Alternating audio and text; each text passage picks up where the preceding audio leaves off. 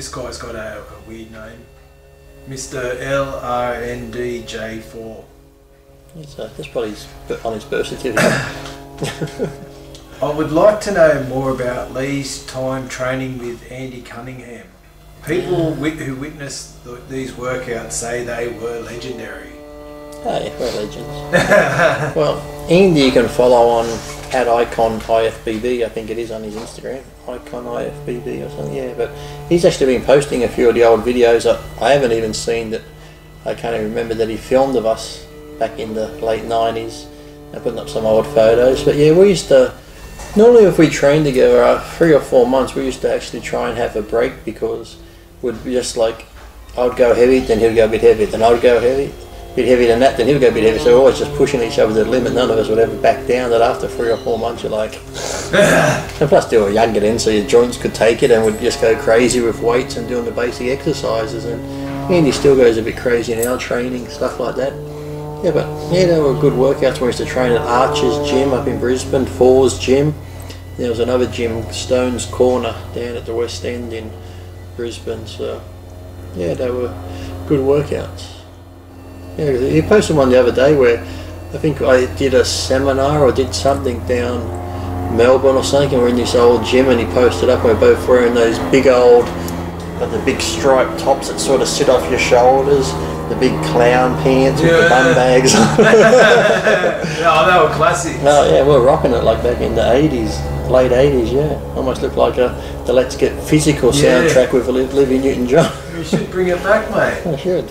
Everything comes back again, doesn't it? So, yeah, but yeah, if you want to see some, I sometimes share them on my Instagram and stuff. So, yeah, but he puts up a few like that. So they're pretty funny to watch. And this leads me on to one from Burping Berries. Burping Berries. Hi Lee, what's your opinion on bodybuilders who train together and push each other to their full potential, even though they are in the exact same shows like Johnny Jackson and Branch Warren used to? Or bodybuilders who have the same coach/trainer, even though they're competing against each other? It shouldn't matter. Because it comes across as being very weird to me as to who the coach is really cheering for, and how this would never work or make sense in any other professional sport. But it does. You have say you have like a coach. There's a lot of swimming coaches I see like in Australia, and they train some of the same swimmers that compete against each other. You'll have people that could be a gymnastics coach, and there's a couple of gymnasts at the Olympics in the same thing. So it does happen in other sports a lot. But you know, if you've got a coach, there's nothing in it for him. If he's training 2 bodybuilders who are competing against each other, he can only tell them what to do. He can only advise them what to do and get them in shape. You can see yourself if you're getting in shape. So yeah, you get these ones, I guess, when they're dieting down, think, oh, he's paying that guy more attention and blah blah blah. But the coach is, you know, he wants to keep you both happy to make money, so he's not going to pick one over the other. And if you're a bodybuilder training like Branch and Johnny, well, that's good. It's good motivation and stuff. It's going to help you get ready for this show and stuff. And as far as, you know, Branch is going to look the best he can, Johnny's going to look the best he can. Come the contest day, it's not up to Branch and Johnny, it's up to the judges, so it shouldn't make any difference. So as long as you've got someone there to push you, you know, to get ready for the same show, so you know they're going to turn up for workouts and stuff, it's only a good thing, yeah. But the coach thing has nothing, there's nothing in that. People can read into it and go, well, I think the coach is paying this guy more attention. Like I think Harney Rambod helps Phil Heath and a couple of other guys in the Olympia, but he's going to pay everyone the same amount of attention, because the better his athletes do, some coaches get a percentage of what they win and stuff like that. So he wants to make sure they all do their best. So, you know, and it's going to come down to someone's going to have better genetics. You know, it's got nothing to do with the coach or anything, and how your work ethic is and stuff like that. So the coach can only guide you as far as diet, supplements and training. You're the one that's got to do it, so it's still really going to be up to you. So. And back to the training together, when you were, you know, starting out, how much do you reckon having someone there to push you? I know as you got older you trained by yourself. Hi Mum.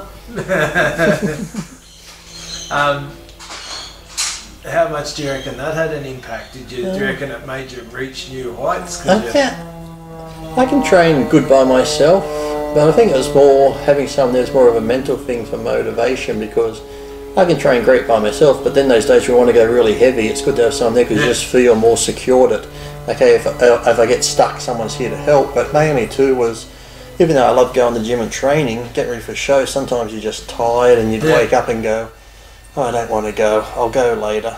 And I should go now, but then it's like, if you know you've got to be at the gym at 6 o'clock to meet someone, you get up and go to the gym, so it's good for that reason. And then, like I said, you could be having a bit of a down day and he's on a good day, so all of a sudden your down day, all of a sudden you're feeling good, or it could be vice versa. He could come in going, I don't feel like it, and you're like, come on, get into it, and then you both get into it together. So I found more mentally, motivation-wise, it was better that way more than, you know, actually having someone there to push me, because I can, like I said, I can push myself pretty good, but it's more just having the fact that someone's going to be there and meet you there and be there and do stuff like that. And then if you're doing cardio, it's good to have someone to talk to if you're walking for an hour on the treadmill. So just for that motivation side, it's always a lot better. So unless you get those dickheads that say they're going to be there a certain time and they don't show up, so or you're waiting 20 minutes and then your motivation's like this, and they walk in, let's go, you're like, it's like, you know. So yeah, as long as they're a good, reliable training partner, it's always good to have. So the big question, who is stronger, you or Andy? Well, both equal, really. I wouldn't say there was some things he was stronger than me and I was stronger than him and stuff, but generally we're pretty much on par because, like I said, what weights I did, he did. And then if he did a weight, I'd add a little bit more, and then he'd add a little bit more till we just to the point where we're like, well, fuck, we're not going any heavier, we're just going to start tearing and stuff. So, yeah, so we were both pretty, like I said, on par on things. Yeah. So he wasn't that guy that tried to lift the same weight and... No, the good thing of Andy and I was, even though Andy and I went heavy, we still did exercises with good, proper form. It wasn't like if I did such a heavy weight then Andy goes, well, I'm going to go heavier. I'd be like, oh shit, no, and I'll be having the spot. Andy could still do it, and I had to do a little spot the same with me. We'd never use a weight that we couldn't do at least 6 or 8 reps with by ourselves and then get an assistance, whereas you see guys now be like, I'll do the same weight, and from the first rep you're like, fuck. Well, that's one way to lift the same weight is just make sure you don't get a rest. He's doing presses and you're doing like fly type movement. So doing bench press. I'll do an upright row. Now you take the negative. I'll do an upright row. Or as you're squatting together, you just hold onto his waist tight so you're both squatting. 4 legs are better than 2. Yeah, he's doing leg press and you're doing tricep extensions. No, so just good for that motivational aspect of having someone there. Just, I said, it's easier to go and you can make it more fun that way. So yeah. Oh, good stuff. Oh, I gotta pee.